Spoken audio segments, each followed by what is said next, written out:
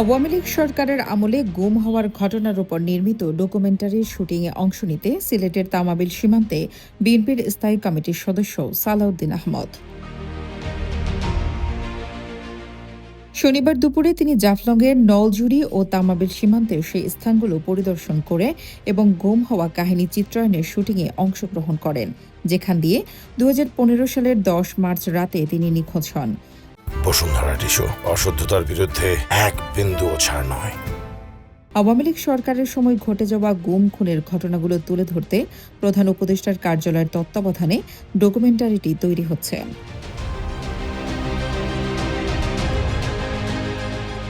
Shooting শেষে বিকেলে সালাউদ্দিন আহমদ সিলেটের শাহপরান ও সন্ধ্যায় হজরত শাহজালালের মাজারে জিয়ারত ও নামাজ আদায় করেন। সীমান্তে গুম কাহিনী চিত্রায়নের এক ফাঁকে বেসরকারি একটি টিভি চ্যানেলকে দেওয়া সাক্ষাৎকারে সালাউদ্দিন আহমদ বলেন, আমাকে যেদিন বর্ডার ক্রস করানো হচ্ছিল তখন তো আমি জানতাম না যে আমাকে বর্ডার ক্রস করানো হবে। আমি জানতাম আমাকে কোথাও নিয়ে ক্রস ফায়ার দেওয়া হবে বা কোথাও নিয়ে ফেলে দেওয়া হবে বনে জঙ্গলে।